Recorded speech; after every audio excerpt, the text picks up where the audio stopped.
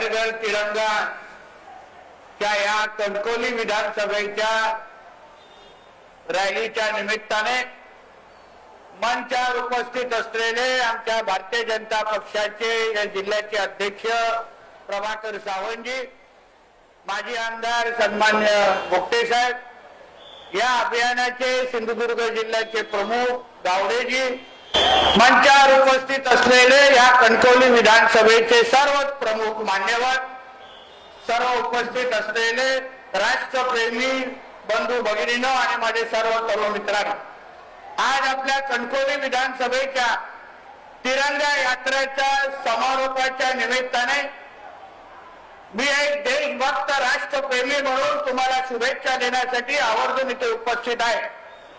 देशाचे आदरणीय पंतप्रधान मोदी साहेबांच्या मार्गदर्शनाखाली या देशाच्या कानोकोपऱ्यात आपण अशा पद्धतीच्या तिरंगा यात्रा नागरिक म्हणून, देशभक्त नागरिक म्हणून आपण सगळीकडे निघालेला आपण सगळ्यांनी बघितलेला आहे। आज आपल्या हातामध्ये असलेला आपला तिरंगा झेंडा ही आपली ओळख आहे। जगाच्या पाठीवर तुम्ही कुठेही जाल तर तुम्ही स्वतःचं नाव सांगण्या अगोदर मी एक भारतीय आहे हे सांगून तिथे आपली ओळख सांगता, आणि म्हणून हातात असलेला तिरंगाचा मान आणि त्याचा अभिमान असणं हे प्रत्येक भारतीयाच्या दृष्टिकोनातून अत्यंत महत्वाचं आहे। जे आमच्या भोगटे साहेबांनी उल्लेख केला, आज आपला अखंड भारत दिवस म्हणून आज आपण या दिवसाकडे पाहतो। आपला हा भारत देश हा अखंड म्हणून अखंड असावा हे स्वप्न आपल्यासारख्या प्रत्येक भारतीयांनी पाहिलेलं आहे, आणि मला ठाम विश्वास आहे की आपला हा अखंड भारताचा जे स्वप्न आहे ते पूर्ण करण्याची क्षमता आणि धमक ही फक्त ना फक्त आदरणीय नरेंद्र मोदी साहेबांमध्येच आहे हे मी आवर्जून या निमित्ताने मी उल्लेख करेन।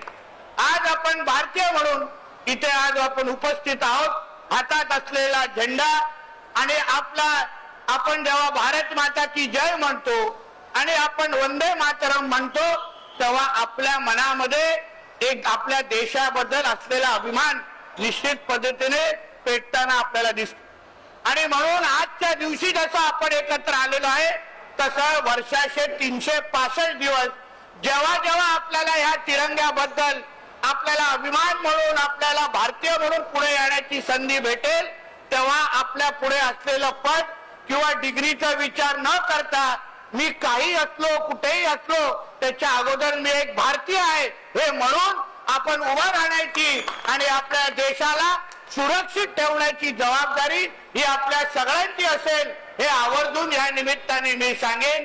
आज असंख्य वेळी आपण कानावर येतो की आपला राष्ट्रगीत असो किंवा वंदे मातरम म्हणण्याच्या दृष्टिकोनातून काही लोक 2 वेळा विचार करतात। आम्ही म्हणणार नाही हे सांगण्याची पण काही भूमिका ठेवतात। आपल्या देशासाठी खरं म्हणलं तर ही चिंतेची बाब आहे की आपल्याला वंदे मातरम प्रत्येकाने म्हटलं पाहिजे। यासाठी देशाच्या संसदेमध्ये आपल्याला विधेयक आणायला लागतो, हे आपल्यासाठी चिंतेची बाब आहे। आणि म्हणून आपण ही लक्षात ठेवावं की आपण आपल्या ओटांवर आणि जेव्हा जेव्हा संधी भेटेल तेव्हा प्रत्येकाने वंदे मातरम म्हटलंच पाहिजे, आणि जो पण वंदे मातरमचं अपमान करेल त्याला भारतीय म्हणून सोडता कामा नये ही भूमिका आपण प्रत्येकाची असला पाहिजे हे आवर्जून या निमित्ताने मी सांगेन। परत एकदा अतिशय उत्तम नियोजन जे आपल्या ह्या विधानसभेच्या माझ्या सगळ्याच सहकार्याने जे केलेलं आहे, शाळेतली लहान मुलं असो,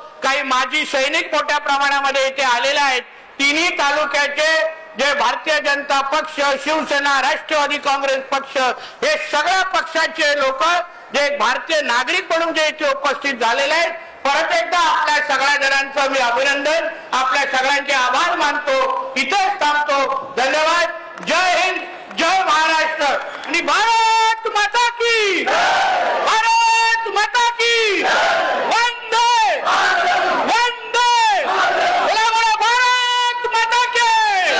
धन्यवाद। जय हिंद, जय महाराष्ट्र।